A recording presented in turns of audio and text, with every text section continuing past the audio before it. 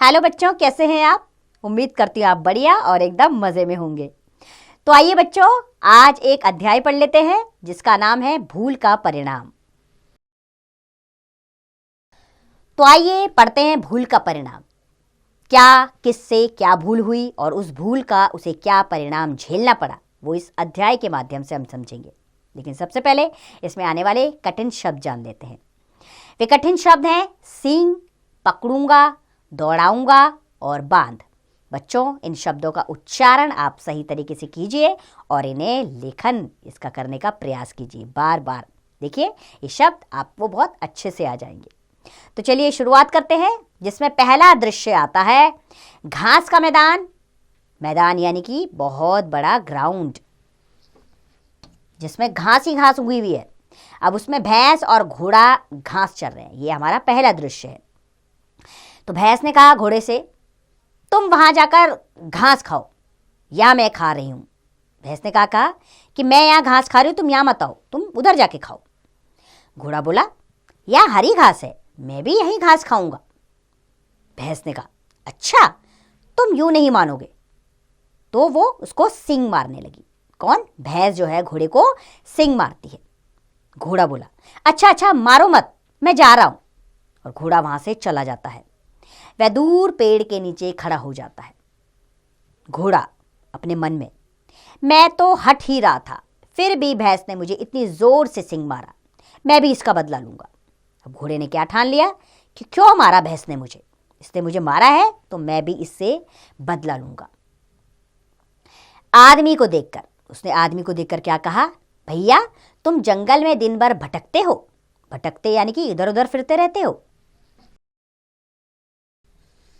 वह भैंस देख रहे हो, उसे बांधकर घर ले जाओ। उसने कहा, भैया इधर उधर दिन भर भटकते रहते हो, इससे अच्छा है वो भैंस दिख रही है, उसे अपने घर ले जाओ, तुम्हारे काम आएगी। आदमी बोला, क्यों, मैं भला उसका क्या करूंगा। घोड़ा बोला, अरे तुम नहीं जानते, उसका दूध बहुत मीठा होता है, तुम उसे अपने घर ले जाओ, बांध कर रखना और खूब दूध पीना। आदमी बोला, हाँ बात तो बहुत अच्छी है, पर मैं इसे पकड़ूंगा कैसे, यह तो तेज भागती है। घोड़ा, मेरे पास इसका एक उपाय है। उपाय यानी कि तरकीब। घोड़े ने क्या कहा कि मेरे पास एक उपाय है, एक तरकीब है, वो बता देता हूं मैं तुम्हें। तुम एक डंडा और रस्सी ले आओ। डंडा देखकर वह डर जाएगी और भागने लगेगी। तो बच्चों, घोड़े ने क्या तरकीब सुझाई कि डंडा लाओ और डंडा दिखाओ उसको। डंडा देखकर वो डरेगी, भागने लगेगी। तुम मेरी पीठ पर बैठ जाना, मैं इसके पीछे भागकर इसे खूब दौड़ाऊंगा, जब यह थक जाएगी तो तुम इसे बांध लेना। आदमी ने कहा, हाँ यह ठीक रहेगा। भैंस भागती है और पीछे पीछे घोड़ा भागता है। भैंस बोलती है भागते हुए, घोड़े भाई तुमने अच्छा नहीं किया, तुम्हें इसके लिए पछताना पड़ेगा। पछताना यानी कि अपने किए हुए गलत काम का दुख तुम्हें भोगना पड़ेगा। भैंस ने कहा, घोड़े तुमने ये ठीक नहीं किया, तुम्हें इस काम के लिए पछताना पड़ेगा एक दिन। घोड़ा बोला, अभी तो तुम पछताओ। घोड़े ने क्या कहा, आगे की आगे देखेंगे, अभी तो तुम पछताओ। अब इसमें अगला दृश्य शुरू होता है, जिसमें आदमी घोड़े की पीठ पर सवार है, भैंस रस्सी से बंधी हुई है। घोड़ा आदमी से, मैं बहुत थक गया हूं, तुम मेरी पीठ से उतर जाओ। घोड़े ने आदमी से क्या कहा बच्चों कि मैं बहुत थक गया दौड़ दौड़ कर, अब तुम मेरी पीठ से नीचे उतर जाओ।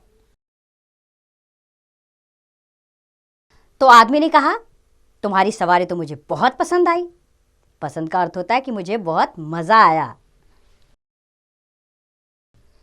अर्थात मुझे बहुत अच्छा लगा तुम्हारी सवारी करके। जैसे मैंने भैंस को बांधा है वैसे ही मैं तुम्हें भी बांध कर रखूंगा। वो क्या कहा उसने, ये सब हंसते हुए बोला, अब यह रस्सी तुम्हारे गले में भी बंध जानी चाहिए।